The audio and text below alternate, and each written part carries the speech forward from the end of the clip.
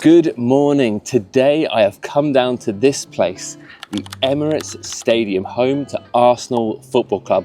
Now I am definitely no Arsenal fan, but we were in the area and we saw that the tours of this place were £32, which seemed like relatively good value. So let's go inside and see what the Arsenal have got to offer.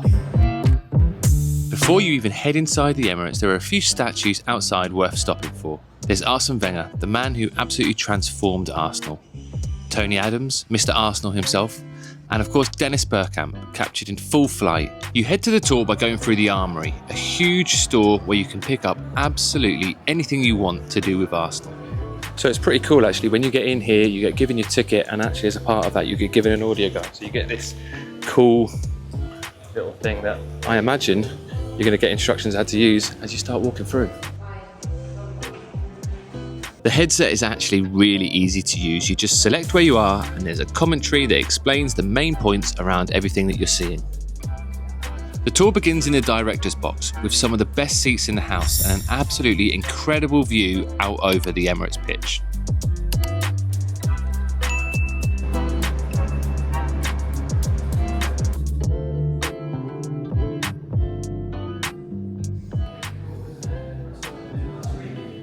From there you head downstairs and you start following the route the players take on match days, through their private entrance and around into the home dressing room.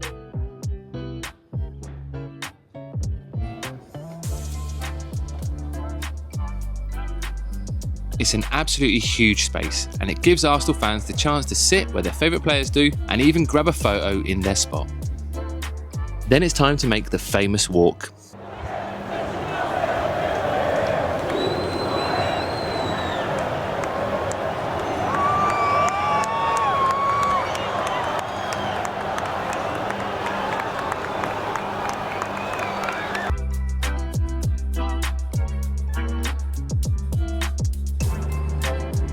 Before ending the tour, you take in the away dressing room, definitely a little less glamorous, and some more behind the scenes before heading to the exit.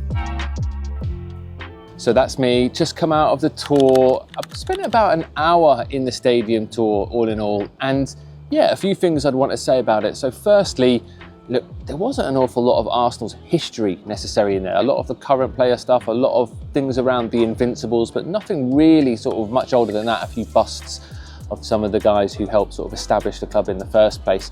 But the actual museum itself is a separate part of the stadium, so you have to go around the corner, and I'm going to go around there in a little bit and check that out, because I'm sure that is going to be actually more interesting in terms of things to read about the history of the club. The tour itself, the audio guide was good, but everyone having the headphones on made it feel a little bit weird, if I'm honest. Like some of the tours we've done before, Real Madrid, Barcelona's, there's a lot more energy. This felt a little bit quiet. Fellas? Now, quiet, yes, there wasn't a huge amount of people there. I mean, it's 10:30 on a Monday morning, so you wouldn't expect it, but everyone's listening to their headphones and it is actually quiet, which makes it a little bit strange walking around. But look, you go to the director's box, you go to the home dressing room, you go to the away dressing room, and you go down the players' tunnel and you stand pitchside, and all of that is super impressive. But I would say it's lacking a bit of what makes Arsenal Arsenal. So I'm going to head round to the museum now and see if that is what they've got in there.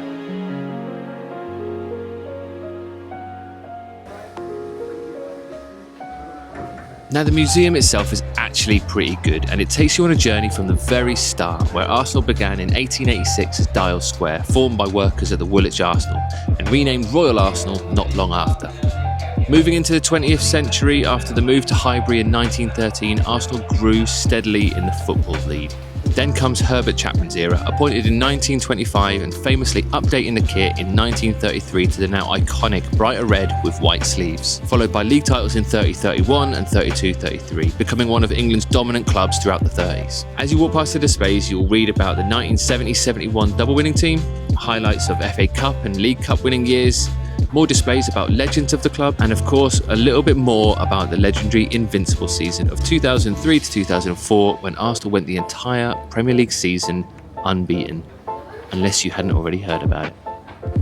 So I just spent 30 minutes or so going around the museum, and I would say that is a little bit more what I expected. Arsenal have got a really interesting a really decorated past and history, and I would expect them to be shouting about it. Maybe it was still a bit quiet, a bit polite, but it was certainly more than what I was expecting, and I was just a bit of a shame that that's not included in the actual tour of the stadium itself. It's a bit of a shame that you have to come away from the ground and make your way to a bit of a building site, and it's a bit underground, and maybe not making as much of a song and dance about it as they potentially could, but it's still probably the best part of the tour for me. So is it worth the money? Well, if you're an Arsenal fan, absolutely, without a shadow of a doubt. I mean, it's not expensive, £32 for what you get to do. As a football fan as well, I would say, yeah, absolutely, why not? I mean, if you're in the area, it's a good way to spend a couple of hours, and £32, it does feel like relatively good value. You get good insight into the history of the club in the museum, and you get good access into the actual stadium itself. And as I said, it was really, really impressive. So hopefully you enjoyed the video. If you did, make sure to drop it a like and subscribe to our channel for more of our travel adventures, and hopefully more football stadium tours from around the world. Thank you so much for watching, and we'll see you on the next video.